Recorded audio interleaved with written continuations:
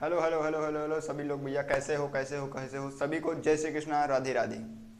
कैसे हैं आप सभी लोग? आई होप आप सब बढ़िया होंगे, अच्छे होंगे, पढ़ाई कर रहे होंगे।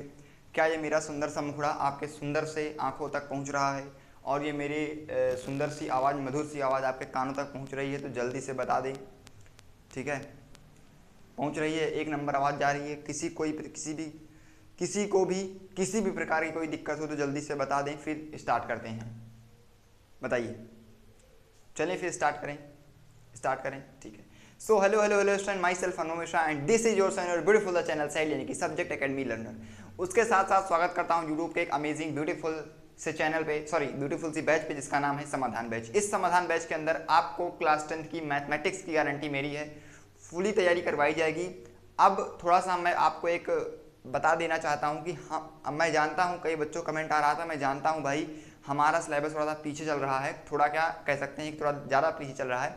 अभी हम लोग चैप्टर 5 पे हैं, लेकिन कोई नहीं, मैं आपके लिए एक धमाकेदार सीरीज लेकर आने वाला हूं जिसमें मैं आपके आने वाले चैप्टर्स को वन शॉट में कराऊंगा। तो जो बच्चे अब इस तैयारी में थे, इस फिराक में थे कि सर वन शॉट में दो, कई बच्चों कमेंट आ रहा है सर वन शॉट करा दो, सर वन शॉट में करा दो, सर वन शॉट। तो अब मैंने सोचा है कि आपको 3.5 से 4 घंटे के अंदर, मैक्स 4 घंटे एक चैप्टर में को दूंगा, जिसमें आपके कॉन्सेप्ट, क्वेश्चन, पीवाईक्यू सारे करा दूंगा बाबू, सारे करा दूंगा, कुछ नहीं छूटेगा उसमें। ठीक है, लेकिन जब जितना हो सकेगा मैं आपको सेपरेट वीडियो दूंगा, लेकिन अगर नहीं हो पा रहा है या फिर जो बच्चों की डिमांड आ रही है उसको देखते हुए मैं चाह रहा हूं कि हाँ, उनकी डिमांड को पूरा किया जाए। ठीक है, तो चलिए आज इस लेक्चर को स्टार्ट करते हैं। लेक्चर नंबर 3 है हमारा, जिसमें हम आज बता दें पहले करने क्या वाले हैं। तो आज हम देखेंगे डेरिवेशन ऑफ nth टर्म। ये आपके बोर्ड पर्सपेक्टिव से बहुत ही ज़्यादा इंपॉर्टेंट है, क्योंकि मैंने आप लोगों को भी देखा होगा जो न्यू एनसीईआरटी आई है उसमें दिया गया है डेरिवेशन। तो डेरिवेशन मोस्ट इंपॉर्टेंट है, डेरिवेशन सिलेबस में आपके दिया गया है। तो कुछ चांसेस रहते हैं, क्या ज़्यादा चांसेस रहते हैं कि बोर्ड एग्जाम आपसे पूछ ले, मतलब कि क्या पूछ ले, डेरिवेशन। तो पहले डेरिवेशन सीखेंगे, उसके बाद फॉर्मूले तो आपको सभी कई लोगों को पता होगा, नहीं पता है तो मैं बताऊंगा ही, साथ में फॉर्मूला डिराइव करेंगे। डिराइव करने के बाद एक था लास्ट उनका फॉर्मूला, इन दोनों फॉर्मूले पढ़ने के बाद कुछ क्वेश्चन की प्रैक्टिस करेंगे और तब इस वीडियो को एंड किया जाएगा। तो चलिए लास्ट तक बने रहना है आपको, और कुछ नहीं करना है। थोड़ा सा अगर मन हो तो शेयर कर दीजिएगा अपने दोस्तों के साथ, फ्रेंड के साथ, जो फ्री ऑफ कॉस्ट चाहते हैं उन तक ये वीडियो पहुंच जानी चाहिए। मैं सभी से रिक्वेस्ट करता हूं, क्योंकि बाबू जो बच्चा ऐसा है जो फीस नहीं पे कर पा रहा है, या कुछ ऐसे कोने से है जो स्लम्स में है, कहीं पर कुछ ऐसी स्थिति है, उसकी कंडीशन है जो ऐसा नहीं कर पा रहा, तो उन तक ये वीडियो जरूर पहुंचाइए। और चाहे किसी के पास ना शेयर करिए, लेकिन जो ज़रूरतमंद है उनको ज़रूर ये वीडियो भेजिए। बस यही रिक्वेस्ट है मेरी, क्योंकि जो मैं चाह रहा हूँ कि फ्री ऑफ कॉस्ट है तो वो सभी तक पहुँचे, ये बड़ी अच्छी चीज़ है। और आप लोग जानते हैं कि यहाँ पर किसी भी प्रकार की कोई भी कॉस्ट नहीं लगता है, और साथ में फुली कंटेंट आपको दिया जाता है। ठीक है, समझ में आया, क्वालिटी प्लस क्वांटिटी। चलिए, तो अब पहले शुरुआत करेंगे। शुरुआत से पहले 2-4 लाइनें आपको सुनाना चाहूंगा, उसके बाद फिर इस लेक्चर की स्टार्टिंग करेंगे। ठीक है, तो ये 2-3 लाइनें उन बच्चों के लिए जो गिव अप कर दे रहे हैं, तो थोड़ा सा उनके लिए मैं सुनाना चाहूंगा कि बेहतर से बेहतर की तलाश करो, मिल जाए नदी तो समंदर की तलाश करो, टूट जाता है शीशा पत्थर की चोट से, टूट जाता है शीशा पत्थर की चोट से, टूट जाए पत्थर ऐसे शीशे की तलाश करो। ठीक है, तो आपको ऐसे शीशे की तलाश करनी है जिससे वो पत्थर ही टूट जाए। ठीक है, चलिए समझ में आई बात। बिल्कुल मोटिवेटेड रहना है, क्योंकि अभी जोश हाई रहेगा तो लास्ट तक जोश बना रहेगा। ठीक है, अच्छा ठीक है, एक और सुना दे रहा हूं भाई कि ऊंचाइयों पर देखकर लोग हैरान हैं मुझे, ऊंचाइयों पर देखकर लोग हैरान हैं मुझे, किसी ने मेरे पांव के छाले नहीं देखे। समझ में आई बात? ठीक है, चलिए तो चलिए भैया अब स्टार्ट करेंगे आज का लेक्चर, और चलते हैं, बढ़ते हैं अपने अगले छोटे छोटे नन्हे नन्हे कदमों से आगे बढ़ेंगे, और एक बोर्ड एग्जाम में अच्छा गेन करने वाले हैं। ठीक है, चलिए अब मस्ती मजाक बंद, सीरियस होकर पढ़ाई करते हैं, आ जाइए। तो बाबू आज का टॉपिक है हमारा सबसे पहला, ठीक है, डेरिवेशन ऑफ nth टर्म। ठीक है, derivation of nth term of an AP.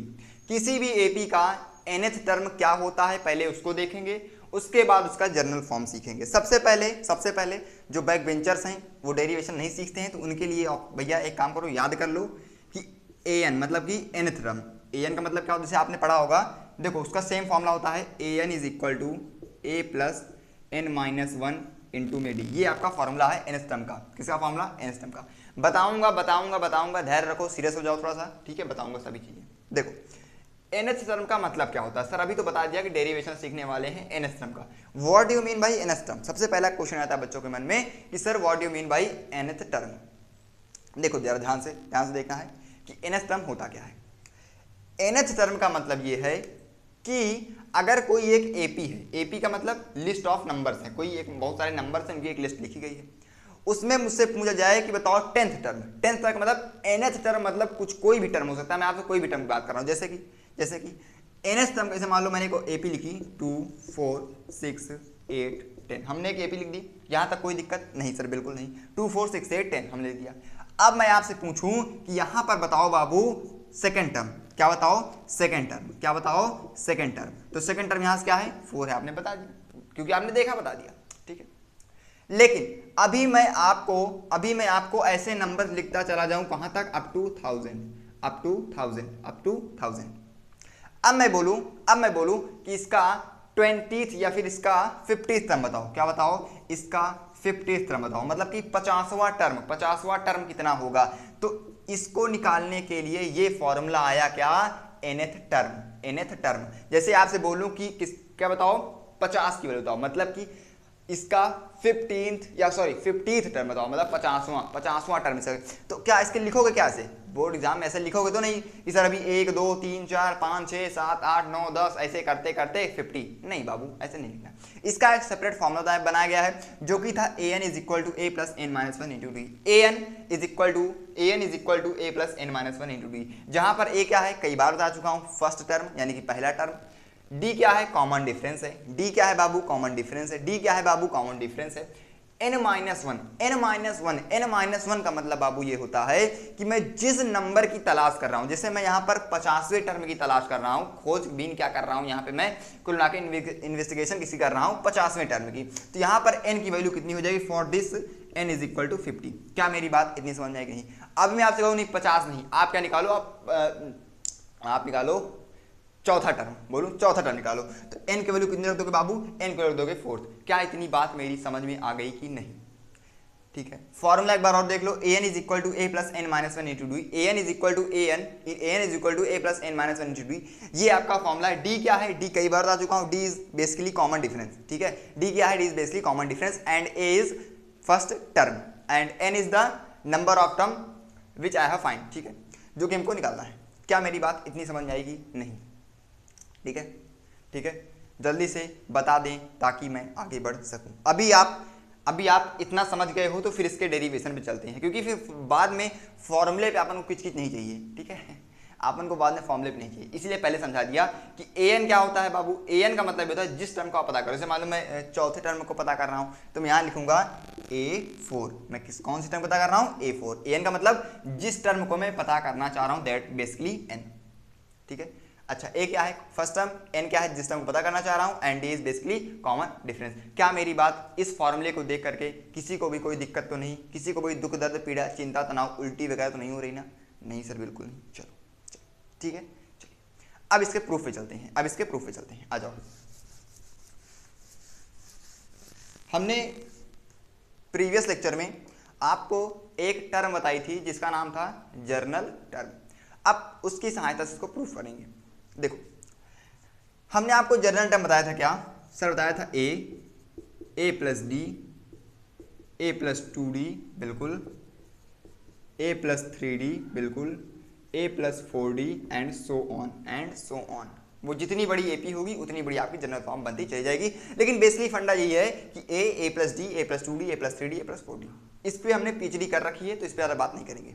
अब जरा ध्यान से देखो, इसको क्या बोलते थे सर? ये पहला टर्म होता था तो हम एक नीचे थोड़ा सा सब्सक्रिप्ट लगा देते थे जिसको बोलते थे a1। अच्छा, ये क्या होता था सर? ये होता था a2। ये क्या होता था सर? ये होता था a3। ये क्या होता था सर? a4 होता था। क्या होता था बाबू? a4 होता था। ये क्या होता था बाबू? ये होता था a5। तो अगर ये टर्म बहुत बड़ी है, ये एपी बहुत ही बड़ी है, तो लास्ट में आ जाएगा a plus n d. n का मतलब जैसे यहाँ पर 4 था तो 5 आएगा तो छठवां टर्म हो जाएगा। n का मतलब n की वैल्यू जितनी रखी चले जाओगे उतनी आपकी जनरल फॉर्म बनती चली जाएगी। तो n basically is an base series number कितनी बड़ी आपकी एपी है, 4 टर्म की है, 5 टर्म की है, 10 टर्म की है, तो वो एन डिफाइन करता है। तो यहाँ पर इसको हम डिनोट करेंगे ए एन से। इतनी बात मेरी समझ में आएगी नहीं बाबू, जल्दी से बता दो, जल्दी से बता दो। जैसे यहाँ पर sorry sorry sorry sorry sorry आ जाओ, ये हो जाएगा ए एन प्लस 1 होगा। क्यों बाबू क्यों? जब यहाँ पर 4 था तो यहाँ पर 5 था, यहाँ पर जब 3 था तो यहाँ पर 4 था, जब यहाँ पर 2 था तो यहाँ पर 3 था। उसी तरह जब यहाँ पर n रहेगा, सभी में 1 1 ऐड हो रहा है, तो यहाँ पर n प्लस 1 रहेगा। क्या इतनी बात मेरी समझ में आएगी?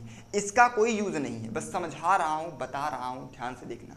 ठीक है, ठीक है बाबू, ठीक है, इतनी बात समझ में आएगी नहीं। हम क्या करते थे, a1 को लिखते थे, सॉरी इसको ए लिखो, तो a plus d, a plus 2d, a plus 3d, a plus 4d dot dot dot a plus nd। N d पे बच्चे कंफ्यूज होते हैं। एन डी इज बेसिकली कि आपकी जो एपी है वो बहुत ही बड़ी है, बहुत ही बड़ी है। एन इज बेसिकली जितनी वैल्यू रखोगे, अभी मैं यहाँ पर 10 रख दूं तो क्या हो जाएगा, a plus 10d, a plus 10d। तो n is basically natural number, यहाँ दे रहा हूँ, n इज नेचुरल नंबर। ठीक है, natural number, n is basically natural number. अगर जो भी यहाँ में नेचुरल नंबर रख दोगे वही आपका जनरल फॉर्म बनता आगे की ओर चला जाएगा। ठीक है, अब जरा ध्यान से देखो, हम a को लिखते थे a1, a प्लस डी को लिखते थे a2, a प्लस 2d को लिखते थे a3। ठीक है, जरा ध्यान से देखो, अब थोड़ा सा ध्यान देना यहाँ पर, अब ध्यान देना, अब आपका एक्चुअल डेरिवेशन स्टार्ट होता है। देखो a प्लस डी को हम लिखते थे क्या बाबू, a2। क्या लिखते थे बाबू, a2। क्या लिखते थे बाबू, a2। अच्छा सर, अच्छा सर, एक मिनट, इसको थोड़ा मैं क्या ऐसे लिख सकता हूँ क्या? ये बात मैं भी जानता हूँ, ये बात आप भी जानते हो, ये बात मोदी जी भी ये बात जानते हैं कि अगर कहीं पर a2 लिखा है तो अनुभव उसको क्या लिख सकता है, a प्लस डी लिख सकता है, और आप भी क्या लिख सकते हो, a प्लस डी लिख सकते हो। ठीक है बाबू, ठीक है बाबू, जरा ध्यान से देखना, जरा ध्यान से देख लो भाई, ध्यान से देख लो। अच्छा, क्या मैं ध्यान से देखना भाई, ध्यान से देखना, मजाक नहीं है। ठीक है, क्या मैं इस a प्लस डी को ऐसे लिख सकता हूँ, a प्लस 2 2 माइनस 1 इंटू डी। क्या मैं इसको ऐसे लिख सकता हूँ? बताओ बताओ बताओ, क्योंकि मैं कुछ इसमें किया ही नहीं भाई, कुछ किया ही नहीं हूँ। कैसे आप मुझे रोकोगे? दुनिया की कोई भी ताकत मुझको ये करने से रोक ही नहीं सकती भाई। कैसे रोकेगी सर? 2 माइनस 1 विल बी 1, 2 माइनस 1 विल बी 1 और 1 into d will be d. तो सर कुल मिला के लिखा तो a प्लस डी ही है ना, मैंने कुछ किया नहीं भाई, यहाँ कुछ किया नहीं। गुस्सा क्या हो यार, गुस्सा क्यों होते हो यार? हाँ, गुस्सा क्यों होते भाई? गुस्सा कुछ किया थोड़ी यार, कुछ किया थोड़ी, हाँ कुछ किया थोड़ी यार, गुस्सा ना हो करो यार। हाँ ठीक है, चलो देखो, तो हमने क्या किया, हमको पता था कि a2 को हम क्या करते हैं, a प्लस डी लिखते हैं अकॉर्डिंग टू जनरल फॉर्मूला। ठीक है, देन अब हमने क्या किया, a प्लस इस d की जगह क्या लिखा था, 1 लिखा था, तो हमने 1 को लिखा 2 माइनस 1। अरे बाबा 1 को क्या 2 माइनस 1 नहीं लिख सकता क्या? बताओ, नहीं लिख सकता? नर्सरी में हो बाबू, इतना जानते होगे ना। हाँ, कुछ नहीं किया, क्या लिख दिया, 2 माइनस 1 लिख दिया, कुछ किया थोड़ी है, बस 2 माइनस 1 लिख दिया। हाँ सर लिख सकते हो। उसी तरह मैंने a3 क्या लिखा था सर, a प्लस 2d लिखा था बाबू, a प्लस 2d लिखा था, तो हमने फिर से इसको जनरलाइज किया और लिख दिया a plus 3 minus 1 into d. क्या मेरी बात पकड़ पा रहे हो कि नहीं? क्या मेरी बात पकड़ पा रहे हो कि नहीं? a3 को हमने लिख दिया a plus 2d, sorry a3 लिखा था a प्लस 2d, हमने इस 2 की जगह लिख दिया 3 माइनस 1। इस 2 की जगह बाबू हमने क्या लिख दिया, 3 माइनस का 1, 3 माइनस का 1, 3 माइनस का 1, 3 माइनस 1 विल बी 2 एंड कुल मिला के लिखा है a plus 2d he. And अब अगर मैं a4 की बात करता हूँ, किसकी बाबू, a4 की बात करता हूँ, यहाँ पे बात कर लूँ, यहाँ पे बात कर लूँ a4 की, कर लूँ सर जी। तो a4 विल भी क्या होता था हमारा, a प्लस 3d, क्या होता था, a प्लस 3d। तो हमने इसको क्या लिख दिया, हमने इसको जनरलाइज किया और लिख दिया a प्लस 4 माइनस 1 इंटू के डी। ठीक है, क्या लिखा, 4 माइनस 1 इंटू का डी। कुल मिला के लिखा 3 ही है, कुल मिला के लिखा क्या बाबू, लिखा 3 ही है वो। ठीक है, क्या लिखा है, 3 ही लिखा है। क्या मेरी बात इतनी समझ में आई कि नहीं? जल्दी से इतना नोट डाउन कर लो, पहले इतना नोट डाउन करो, तुरंत के तुरंत। कर लिया। अब देखो, अब जरा जो हमने अभी तक किया इतना बिल्कुल गौर से देखो, क्या इसमें कुछ आपको अलग सा फील हो रहा है? अलग सा मतलब सर, अलग सा मतलब ये कि जब मुझे a2 की वैल्यू निकालनी थी तब मैंने क्या किया, सब कुछ सेम रहा, बस मैंने 2 माइनस 1 किया। ध्यान से देखना बाबू, हमने क्या किया, 2 माइनस 1 किया।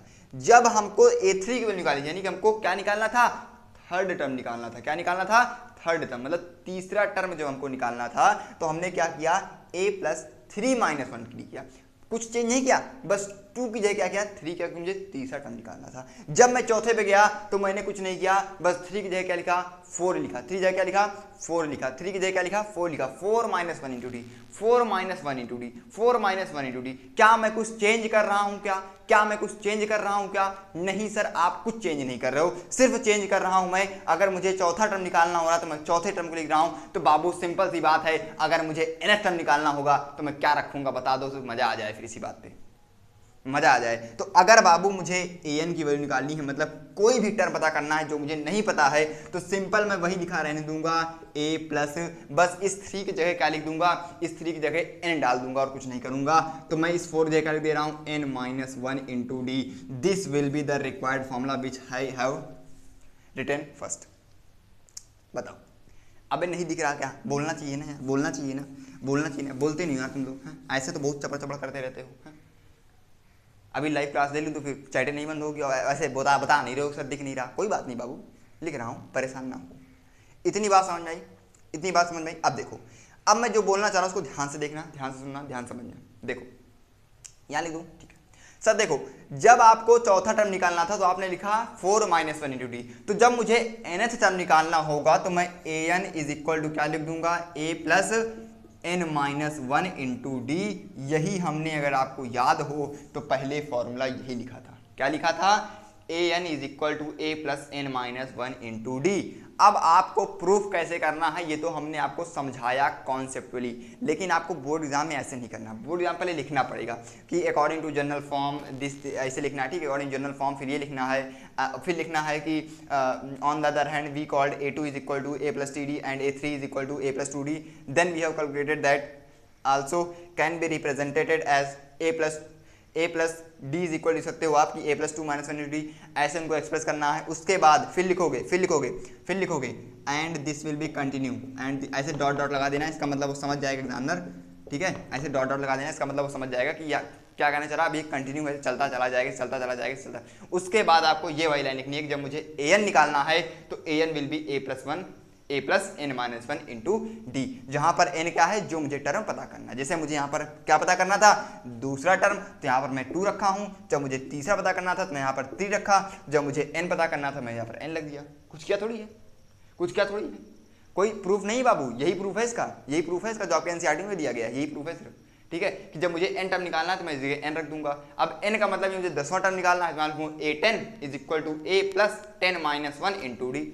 100वां टर्म निकालना 100 तो लिखेंगे a100 is equal to a plus 100 minus one into d. कोई भी टर्म निकालना हो बस n की जगह रखना है 100 रखना है। जो टर्म आपको निकालना हो उस नंबर की वैल्यू यहाँ पर लिख देना n की जगह, और यहाँ पर भी डाल देना, तो एग्जामिनर खुश हो जाएगा, क्योंकि अपन खुशी करना है, कुछ करना होगा, खुशी करना है, कर देना। क्या मेरी बात बाबू सभी के कानों तक पहुँच गई हो? तो जरे से इस तगड़े से प्रूफ का एक बार आप स्क्रीनशॉट ले लेते, ठीक है। फिर मैं एक अगला फॉर्मूला बताऊंगा, वो आपके डेरिवेशन के काम का नहीं है, बस फॉर्मूला बताऊंगा, उसके बाद दोनों पे क्वेश्चन करेंगे और मज़ा करेंगे। चलिए फिर स्क्रीनशॉट ले लीजिए जल्दी से। ले लिया भाई, ले लिया। मेरा दिल था अकेला, तूने खेले ऐसा खेला, तेरी याद में जागू रात भर, टिंग टिंग टिंग टिंग टिंग टिंग, बाजीगर में बाजीगर, ठीक है। चले बता दीजिए तो फिर मज़ा ही आ जाए। हाँ, बाजीगर में बाजीगर, टिंग टिंग टिंग टिंग टिंग।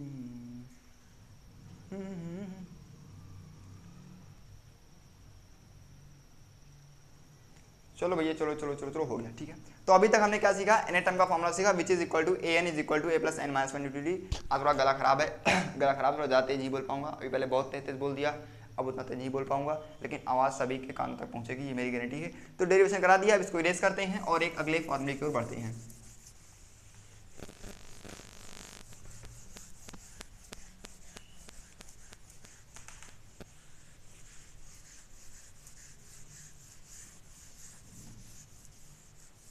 देखो,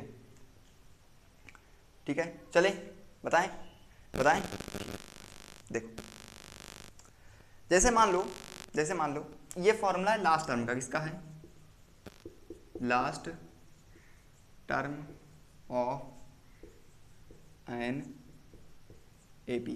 किसी भी एपी का लास्ट टर्म बोले तो कोई एपी है मान लो, लिखी गई है पूरा, उसका जो आखिरी टर्म होगा अगर वो अननोन है तो उसको पता करेंगे। कैसे पता करेंगे अब वो बताने वाला हूँ। जैसे कि एक मैं लिख रहा हूँ 1 3 5 7 9 11 डॉट डॉट डॉट, ऐसे लिख दिया, ऐसे लिख दिया। और हमने आपसे कहा कि इसमें जो है टर्म की संख्या कितनी है, नंबर ऑफ टर्म्स कितनी है इसके अंदर, लिख दिया मान लो नंबर, या फिर ऐसे लिख दिया मैंने, ऐसे लिख दिया कि इसके अंदर 100 टर्म है। क्या लिख दिया हमने बाबू, लिख दिया कि इसके अंदर कितने टर्म्स हैं, 100 टर्म है इसके अंदर। क्या लिख दिया हमने लिख दिया बाबू कि इसके अंदर कितने पद हैं, कितने टर्म हैं, 100। तो आपको उस 100 टर्म को बताना है, 100 टर्म को बताना है, कितना, 100 टर्म। तो 100 क्या होगा, अगर 100 टर्म है तो 100वां टर्म क्या होगा, लास्ट टर्म बन गया। 100वां टर्म क्या हो गया, लास्ट टर्म बन गया। तो अगर मुझे इसमें ऐसे लिख दिया हूं, अब मैं बोल दूंगा आपको बताना है find the last term of this AP, find the last term. तो लास्ट टर्म निकालने के लिए अब मैं फॉर्मूला बताने जा रहा हूं, ध्यान से देखिएगा। सिर्फ आपको फॉर्मूला याद करना है, रट लेना है बिल्कुल दिमाग में, चाहे जैसे करो, याद करो, कॉन्सेप्चुअल समझो, चाहे समझो, मुझे चाहिए दिमाग में बैठा हुआ, बस यहाँ चाहिए अपन को, चाहे यहाँ चाहिए, चाहे दिल में रखो, चाहे दिमाग में रखो, कोई दिक्कत नहीं है, होना चाहिए जुबान पे कुल मिला के, ठीक है। रात के कोई 2 बजे आके ऐसे, या तो फिर आपकी कोई नस काट दे और काटने के बाद, ठीक है, खून बहने लगे, तो खून के साथ लास्ट टर्म का फॉर्मूला बहना चाहिए, बस इतना चाहता हूँ मैं।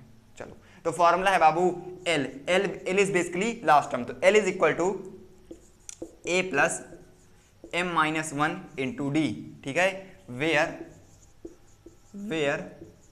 M is number of terms, m is number of terms, ठीक है, m is number of term, मतलब उस AP में कितने टर्म है। जैसे यहाँ पर m की वैल्यू कितनी बाबू, m की वैल्यू 100 है फॉर दिस कंडीशन। m की वैल्यू वेरी कर सकती है क्वेश्चन टू क्वेश्चन, इसमें कोई डाउट नहीं होना चाहिए कि m की वैल्यू वेरी करेगी, ठीक है। किसी में 10 टर्म हो, किसी में 20, किसी में 50, किसी में 100, किसी में 1000, तो इस पर कोई वो वाली बात नहीं है। बेसिकली ध्यान रखना है कि m जो है बेसिकली कुछ नहीं है, m is basically number of terms. उस AP में कितने टर्म है वो बताता है हमको m, क्या बताता है, m और l क्या है, l है आपका लास्ट टर्म, a तो वही भैया first term, and is common difference. क्या मेरी बात समझ में आ गई हो तो जल्दी से बता दो, फिर मजा आ जाए। तो ये आपका फॉर्मूला है, ठीक है, ये आपका फॉर्मूला है। तो अभी तक हमने सिर्फ 2 फॉर्मूले सीखे थे, 2 फॉर्मूले सीखे और एक डेरिवेशन किया, 2 फॉर्मूले सीखे और एक डेरिवेशन किया। जस्ट अ सेकंड, सॉरी, थोड़ा सा डिले हो गया था, ठीक है। चलिए, थोड़ा सा इंटरनेट प्रॉब्लम आ गई तो ऐसा हुआ। चलिए अब चलते हैं, फिर से जो बताना चाह रहा हूँ फिर बता दे रहा हूँ कि L is equal to A plus M minus 1 into D. ये आपका बेसिकली फॉर्मूला है लास्ट टर्म का। लास्ट टर्म को एक बार फिर से बता दे रहा हूँ कि लास्ट टर्म वो कुछ नहीं होता भाई, किसी भी AP का जो आखिरी टर्म होता है, अगर मुझे वो पता करना है तो मुझे क्या करना होगा, ये फॉर्मूला लगाना होगा, जिसमें आपको क्वेश्चन में दे के रखेगा ए की वैल्यू, एम की वैल्यू, डी की वैल्यू। घबराइए नहीं, आपको डायरेक्टली पूछता है, दिखाऊंगा क्वेश्चन, आपको डायरेक्टली पूछता है ए एम और डी देकर के आपको डायरेक्टली पूछेगा आपसे, क्या बाबू पूछेगा, आपको लास्ट टर्म बता दीजिए, ठीक है। इसमें और nth टर्म में एक ही सिमिलरिटी है, बस मतलब सब कुछ सिमिलर है, बस एक ही चीज डिफरेंस है। यहाँ पर वहां पर m होता था, यहाँ पर m है, वहां पर n होता था। उसका फॉर्मूला होता था a plus N minus 1 into D. n क्या बताता था, n बताता था एक स्पेशल टर्म को, m क्या बताता था बाबू, एक स्पेशल टर्म को, और m जो बताता है वो स्पेशल टर्म को, वो लास्ट टर्म को नहीं बताता है। m कभी भी नहीं कहिएगा लास्ट टर्म है, m जो है नंबर ऑफ टर्म है, उसके अंदर कितने टर्म है, 10 है, 12 है, 50 है, 30 है, 100 है, 1000 है, लाख, कितने हैं भाई, वो बताता है m। n is basically a specific और पर्टिकुलर टर्म जो हमको पता करना है, ठीक है। अब समझ में आया, फील आया ना, ऐसे ही फील आएगा बाबू। आ जाओ अब चलते हैं क्वेश्चन के ऊपर। फॉर्मूला याद रखेगा, इसलिए मिटा दे रहा हूँ ताकि आप याद रखो। तो अभी तक बेसिकली हमने 2 फॉर्मूले सीखे, एक का डेरिवेशन किया। डेरिवेशन बहुत ही मजेदार रहा, क्योंकि जो आपके एनसीईआरटी में दिया गया वैसा डेरिवेशन मैंने कराया है, ताकि आपको ये नहीं लगे कि सर कहीं से भैया कहीं से अलग से उठा के बता रहे हैं, ऐसा मैंने नहीं किया है। मैंने जो आपके एनसीईआरटी में था, न्यू एनसीईआरटी में, वैसा बिल्कुल कराया है। अगर किसी को भी लग रहा हो कि नहीं सर ये मेथड मुझे नहीं समझ में आया हो, तो बस आप कुछ नहीं करना भैया, सिंपल सा आपके अंदर तो ऑप्शन है, लिख देना, ठीक है। मैं आपको एक नए तरीके से उसको समझाऊंगा। क्या मेरी बात समझ में आ गई हो तो फिर चलें क्वेश्चन की ओर बढ़ते हैं और क्वेश्चन सॉल्व करते हैं।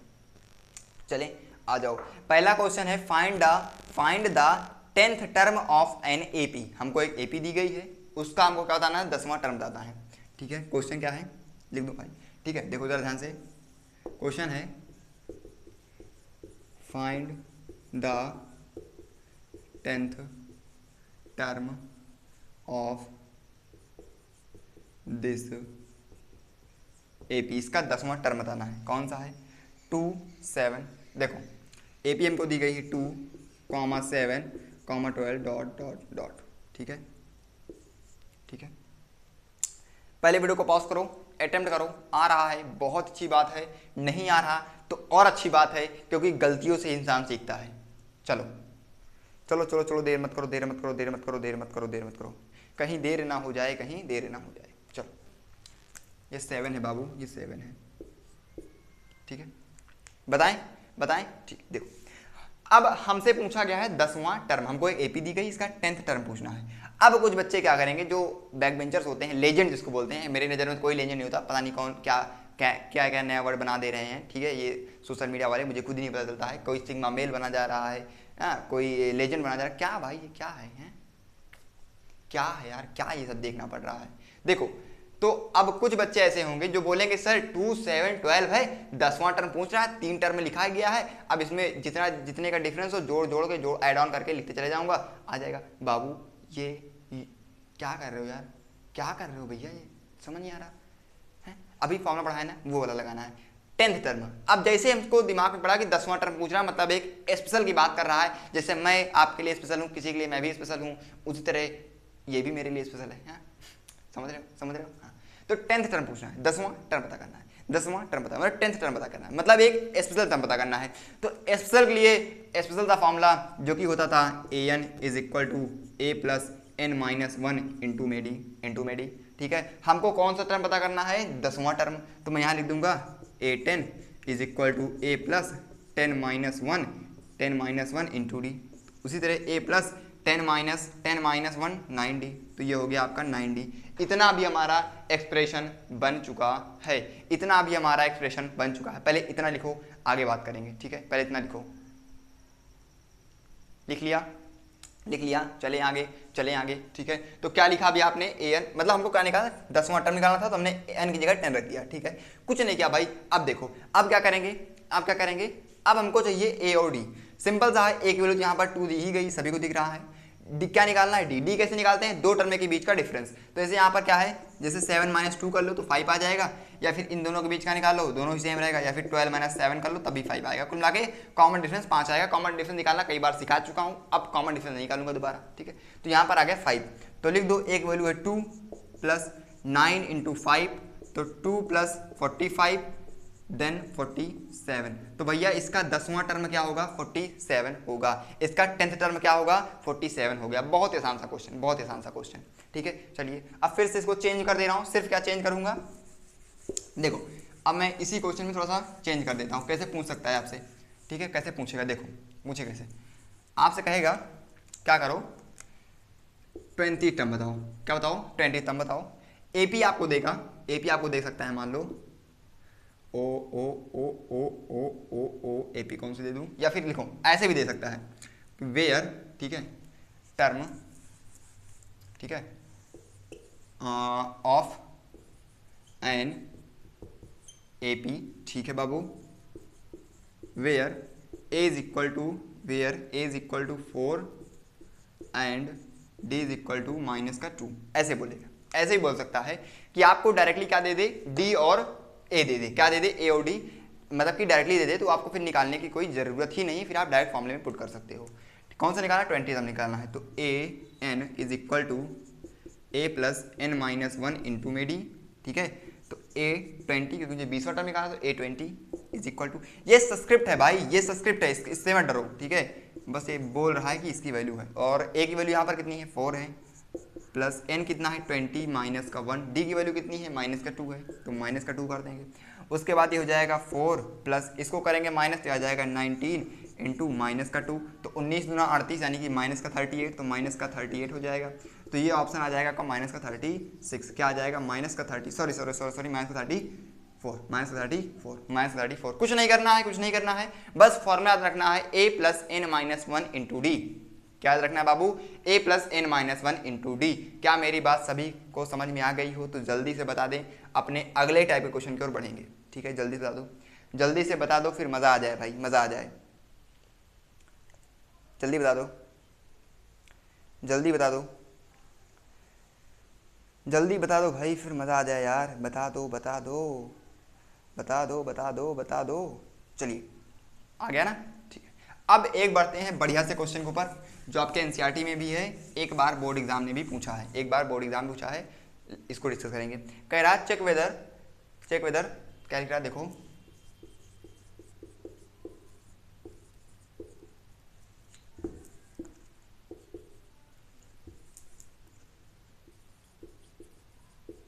भाई देखो राइटिंग पे नहीं जाइएगा, थोड़ा सा खराब है लेकिन कोई नहीं, बताऊंगा सब कुछ, ठीक है।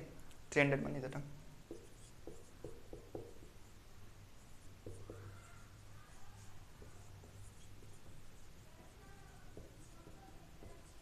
ठीक है। चलिए आ जाओ, क्या है,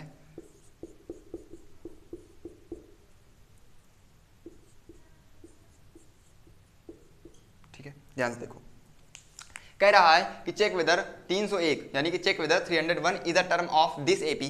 क्या इस एपी का 301 कोई टर्म हो सकता है कि नहीं? जैसे कि आपका यहाँ पर 5 है, जैसे यहाँ पर 11 है, 17 है, यहाँ पर 23 है, तो क्या कभी इस एपी में 301 आएगा कि नहीं आएगा? क्या कभी 301 इसका टर्म होगा कि नहीं होगा? अगर होगा तो एस लिखो, एस क्या लिखो, यस लिखो, नहीं होगा तो नो लिखो, और थोड़ा सा रीजन बता देना तो मजा आ जाएगा, रीजन बता देना तो मजा आ जाएगा। किस किस को ये आ रहा है, कौन कौन ऐसा धुरंधर बच्चा है कर्ण जैसा जिसको ये आ रहा है, जल्दी से बता दो, वरना फिर मैं बता दूंगा, ठीक है। बता दो बता दो। अरे नाराज काहे हो रहे हो यार, नाराज काहे हो रहे हो, ठीक है, बता दो, फिर बता दो बाबू, बता दो, जल्दी से बता दो, जल्दी से बता दो ताकि हम आगे बढ़ सकें, जल्दी से बता दो। चलें फिर बता दें, आ जाओ। तो सबसे पहले हम चेक कैसे करेंगे? सर अभी तक तो आपने कोई ऐसा रूल बताया ही नहीं कि जिससे हम चेक कर सकें। भाई देखो रूल फंडा एक ही है, जब कभी भी एक स्पेसिफिक टर्म की बात करें, जैसे यहाँ पर टर्म स्पेसिफिक क्या था, 301 था, जब कभी भी स्पेसिफिक टर्म की बात करें तो स्पेसिफिक टर्म का फॉर्मूला लगा देना, बिल्कुल वही, कुछ नहीं करना, an is equal to a plus n minus 1 into का डी। अब हमको देखो ये जो 301 है, ध्यान से देखना, बिल्कुल ध्यान से देखना, ये जो 301 है, ये n की वैल्यू नहीं है बाबू, ये n की वैल्यू नहीं है। कोई भी ये नहीं बोलेगा कि n की वैल्यू है, ये जो बोलेगा उसको भैया गिरा के मारूंगा, ठीक है। कोई भी नहीं बोलना कि ये n की वैल्यू है। ये किसकी वैल्यू है? ये an की वैल्यू है। किसकी वैल्यू है? an की वैल्यू। क्योंकि an क्या होता था सर? an एक टर्म होता है। ध्यान से देख लेना बाबू, ये किसकी बात करता है? ये एक टर्म की बात करता है, चाहे वो दूसरा हो चाहे वो तीसरा हो। तो क्या कह रहा है? 301 क्या एक टर्म है? 301 is a term, 301 is a term, 301 is a term. तो बाबू ये टर्म है, ये n की वैल्यू नहीं है। हमको वही n तो ही पता करना है, हमको वही n ही तो पता करना है, जिससे हमको पता चल सके कि क्या कभी ये कोई टर्म होगा कि नहीं होगा। अगर n की वैल्यू आ जाती है तो मैं बोल दूंगा कि हाँ ये टर्म होगा, अगर n की वैल्यू एग्जिस्ट नहीं करी तो फिर नहीं होगा। तो ध्यान रखिएगा, इस an की वैल्यू आप इस an की वैल्यू आपको दी गई है, क्या निकालना है? आपको निकालना है बाबू n। तो सबसे पहले a और d निकाल लेते। a तो पता है 5 है, d क्या होगा कुछ भी कर लो, 11 माइनस 5 कर लो, ठीक है। तो क्या निकाल लो? d is equal to 11 minus 5 which is equal to कितना हो जाएगा? 6, ठीक है। या फिर ऐसे निकाल लो 23 माइनस 17 करना, 6 आ जाएगा। तो d की वैल्यू 6 आ गई। चलो यहाँ लिख देंगे 301 is equal to a 5 plus n minus 1। अच्छा d कितना है? d है आपका 6, तो d लिख दिया 6। इतने में किसी कोई दिक्कत नहीं सर। ये इस तरफ प्लस में इस तरफ आएगा माइनस हो जाएगा, तो ये होगा 301 माइनस का 5 इज इक्वल टू, इसमें मल्टीप्लाई करो तो 6n माइनस 6 माइनस 6। अच्छा ठीक है, इसको लिख देंगे हम 494 सॉरी 294, ठीक है। उसके बाद ये इस तरफ 6 किस में है? माइनस में है, इस तरफ आएगा प्लस में हो जाएगा, तो प्लस 6 विल बी 6n, ठीक है। अब ध्यान से कितना हो गया? ये आपका होगा 300, कितना हो गया? 300 बराबर 6n, 300 बराबर 6n, 300 बराबर 6n। बताओ क्या इतनी बात मेरी समझ में आ गई? तो जल्दी से बता दो, जल्दी से बता दो, जल्दी से बता दो, फिर है? जल्दी से बता दो, बता दो, बता दो, बता दो, बता दो, बता दो, बता दो, बता दो, बता दो, बता दो, जल्दी से, ठीक है। अभी तक सही चल रहा है? अभी तक सही चल रहा सब? अभी तक सब कुछ सही चल रहा कि नहीं? जल्दी से बताओ, जल्दी से बताओ, जल्दी से बताओ, क्या हमने अभी तक सही किया कि गलत है? बता दो भाई, बता दो, बता दो, क्या कर रहे हो? क्या गलत कर दिया? क्या गलत कर दिया? क्या हाँ गलत कर दिया, ध्यान नहीं देते हो आप लोग। आ जाओ, देखो कहाँ गलती की, अभी हमने बता रहा हूँ, ध्यान से देखना। इसको आप ऐसे ना करो, अभी दूसरा तरीका। अभी कुछ बच्चे सर ये तो अलग आ गया, ये तो अलग आ गया। हाँ बिल्कुल आएगा। 301 इज इक्वल टू 5 प्लस कितना हो जाएगा 6n माइनस 6, ऐसे लिख सकता हूँ।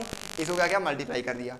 उसके बाद लिख दिया 301 इज इक्वल टू ये कितना हो जाएगा, करोगे तो ये आ जाएगा -1 प्लस 6n। -1 को इस तरफ ले आओगे +1 हो जाएगा। तो कितना हो गया बाबू, कितना हो गया? ये नहीं दिख रहा क्या? यहाँ से नहीं दिख रहा क्या? चलो आगे आ जाओ। तो ठीक है आगे आ जाओ। तो हमने क्या लिख दिया, इसको लिख दिया 301 plus 1 is equal to 6n। तो ये हो जाएगा आपका 302 is equal to 6n। n की वैल्यू निकालूंगा मैं, तो n इज इक्वल टू हो जाएगा 302। ये 6 डिवाइड में है, मल्टीप्लाई में, नीचे आएगा डिवाइड में हो जाएगा। जब आप इसको डिवाइड करोगे, करो कितना आता है, तो 6 5 जा, ये आपका आ गया 6 5 जा 30 एंड ये आ गया 2। तो 6 5 जा, एक मिनट, ऐसा ना करो यार, ऐसा घोर अपराध ना करो यार। इसको डिवाइड करो, फ्रैक्शन में आएगा, मुझे पता है फ्रैक्शन में आएगा, लेकिन करके देखते हैं कितना आता है। तो 6 से हमने किसको डिवाइड किया, 302 को। ठीक है, तो कितना करेंगे, 6 5 30 हो जाएगा, तो आ गया 30। ये तो कैंसिल ही होगा, कैंसिल होगा, 2 आ गया। तो क्या लिख सकते हैं, 5 2√6 ऐसे लिख सकते हैं ना, ऐसे लिख सकते हैं ना बाबू, बताओ ऐसे लिख सकते हैं कि नहीं? नहीं यार, डायरेक्ट कैसे कटेगा, एक जीरो भी तो आएगा, एक जीरो। इतना नहीं पता क्या, यही बताना चाह रहा था। यहाँ नहीं समझ में आएगा, लेकिन यहाँ समझ में आ जाएगा। भैया एक जीरो नहीं उतरेगा क्या साथ में, 2 नंबर साथ में कैसे काट दोगे पहली बार में? ठीक है, तो यहाँ गया 50, तो क्या आ गया 50 होल जा 2/6 ऐसे लिखा जाएगा। ठीक है, या फिर आप सिंपल ऐसे ना लिखो, पॉइंट में लिख दो यार, कोई दिक्कत नहीं, पॉइंट में लिख दो आप। इसको लिख दो 151/3 लिख सकते हो, 2 से काट सकते हो, 2 से अब इसको कैंसिल कर दो, तो फिर से कैंसिल कर देना, आपको ये आ जाएगा। लेकिन आप इसको पॉइंट चौक कर सकते हो। तो ये जो फ्रैक्शन है ये एक इंटीजर है, क्या है ये इंटीजर है। और हमने इस चैप्टर के बिल्कुल स्टार्टिंग बताया था कि इंटीजर एक टर्म कभी भी किसी एपी का इंटीजर टर्म नहीं हो सकता। होगा कब होगा, जब आपके सारे टर्म इंटीजर में हो। लेकिन यहाँ पर कोई भी टर्म आपका मतलब कह सकते हो कि जो पॉइंट में डेसिमल में नहीं है, सभी किस फॉर्म में है, सभी एक रियल नंबर के, या फिर कह सकते हो सभी एक रेशनल नंबर के फॉर्म में है। तो जब सभी रेशनल नंबर के फॉर्म में है, तो ये भी, अब बोलेगा सर ये भी तो रेशनल है, ये भी तो रेशनल है। भाई सुन, ध्यान से, ध्यान समझ, नेचुरल नंबर बात चल रही है। ठीक है, यहाँ पर सभी टर्म कैसे हैं, ऐसे, यहाँ पर सभी, ये कैसा हो गया, गलत हो गया ना गलत। तो भैया एक परिवार है, ये लिस्ट ऑफ नंबर्स है, सभी ये क्या है, परिवार है। उस परिवार में सभी सदस्यों को सेम रहना पड़ेगा। तो ये इस फैमिली का नहीं है, दिख ही रहा भाई, ये दिख ही रहा है। ठीक है, तो मैं बोल दूंगा कि 301 is not term of this AP, और कारण यही लिख देंगे। ठीक है, कारण यही लिख देंगे, कारण यही लिख देंगे। ठीक है, कारण यही लिख देंगे। ठीक है। अरे भैया वैसे भी एक पॉजिटिव इंटीजर है, ये एक पॉजिटिव इंटीजर है, तो ऐसा इंटीजर हमको नहीं चाहिए ना, हमको तो ये चाहिए, ये आ ही नहीं रहा। तो इसका मतलब ये इसका टर्म नहीं है, सिंपल, ये इसका टर्म इसका नहीं है। तो 2000 ये किस में आया था, 1 मिनट चेक कर लेना हूँ। ठीक है, हाँ 2017 का एक क्वेश्चन है, 2017 का एक क्वेश्चन है, और एनसीईआरटी में भी दिया गया है, आप इसको वहाँ से भी देख सकते हो। चलिए अब एक लास्ट टर्म का क्वेश्चन कराता हूँ। ठीक है, एक लास्ट टर्म का क्वेश्चन कराता हूँ आपको।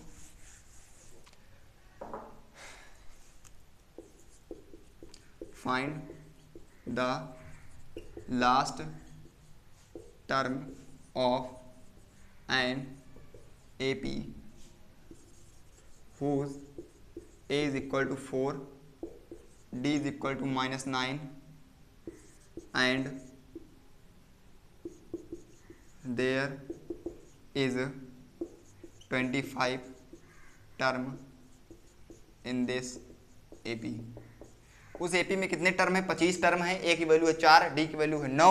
तो बताने हैं उसका क्या बताना है, आखिरी टर्म पता करना है। क्या पता करना है, आखिरी टर्म पता करना है।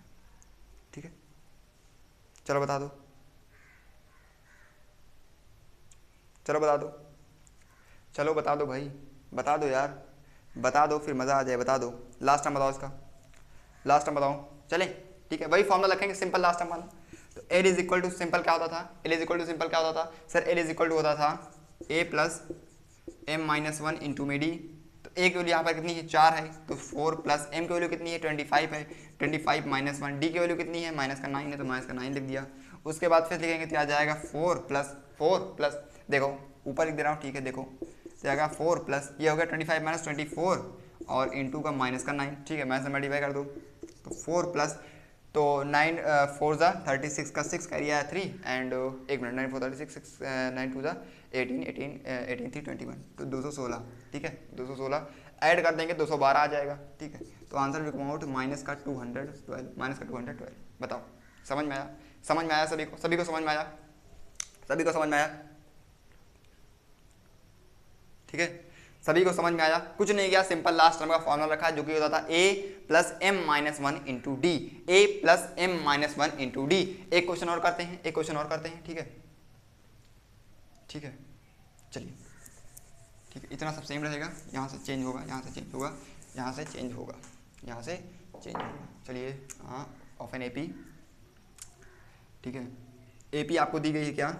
2 4 9 10 एक 2 4 8 2 4 6 8 and 10 dot dot dot where एक मिनट मैं आपसे एक देख रहा हूँ, एक मिनट चेक कर लेना हूँ कैसा क्वेश्चन था ये, याद नहीं आ रहा है यार। एक मिनट रुक जा, ये कहाँ गया? एक मिनट, जस्ट अ सेकंड भाई, जस्ट आ सेकंड।